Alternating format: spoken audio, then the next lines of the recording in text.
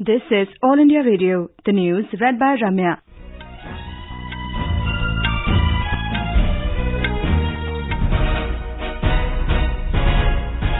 Prime Minister Narendra Modi will address the post-budget webinar on enhancing efficiency of the financial services for creating growth opportunities at around 10 a.m. today. The 10th post-budget webinar is a part of a series of 12 post-budget webinars being organized by the government to seek ideas and suggestions for effective implementation of the initiatives announced in the Union Budget. The webinar will have 6 breakout sessions covering themes like creating growth opportunities in GIFT International Financial Services Center, facilitating seamless credit flow, credit guarantee for MSMEs, and enhancing customer ease for account opening and digital payments. Prime Minister Narendra Modi has said the government is working on a concrete strategy to generate direct and indirect employment in the country. Addressing a Rozgar Mela at Gandhinagar in Gujarat through a video message yesterday, the Prime Minister reaffirmed the government's commitment to providing jobs to the youths.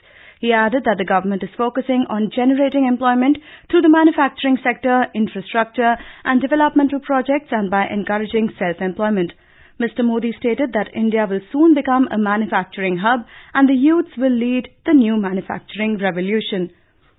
The Prime Minister will attend the swearing-in ceremony of the Meghalaya Democratic Alliance government in Shillong today. National People's Party Chief Conrad K. Sangma will take oath as the Chief Minister of Meghalaya for the second time. He successfully led his party to a victory, bagging 26 of the 59 seats in the recently held elections and garnered the support of over 45 members of different parties to form the government. Prime Minister Narendra Modi will hold a meeting with all the ministers of the Assam government in Guwahati today. He is likely to review the various welfare activities and implementation of schemes of the governments in the meeting. Chief Minister Himant Biswa Sarma, along with all ministers, will attend the meeting. The Assam government has taken all necessary steps ahead of the meeting of the Prime Minister. Mr. Modi will visit Northeast today for 2 days to attend the swearing-in ceremony of Meghalaya, Nagaland and Tripura Chief Ministers. He will spend the night in Guwahati today. In Tripura, Dr. Manik Saha has been elected the leader of the legislature party yesterday. Later, Dr. Saha, along with State Party Chief Rajiv Bhattacharjee and Senior Party Leader Sambit Patra, called on the Governor Satyadev Narayan Arya at Raj Bhavan and staked claim to form the next government. Dr. Saha will be taking oath as the Chief Minister of Tripura for the second consecutive time on Wednesday. In Nagaland, Y. Patton has been re-elected as the leader of BJP Legislature Party and he will hold the post of Deputy Chief Minister of the state.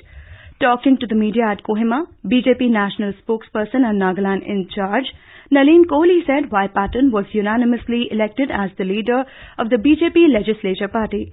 He added that the state BJP President, Temchen Imna, along with proposed the name of Patton and 2 senior legislators, Jacob Jimomi and Paiwang Konyak, seconded. The centre has released a set of guidelines for celebrities, influencers and virtual influencers on social media platforms. The guidelines called Endorsements Know-Hows aim at ensuring that individuals do not mislead their audiences while endorsing products and services that they are in compliance with the Consumer Protection Act. The guidelines state that endorsements must be made in simple, clear language and terms including advertisement, sponsored collaboration and paid promotion can be used. The maiden joint military exercise Fringe X-23 between Indian Army and French Army will be conducted at Pangod Military Station, Thiruvananthapuram, Kerala today and tomorrow.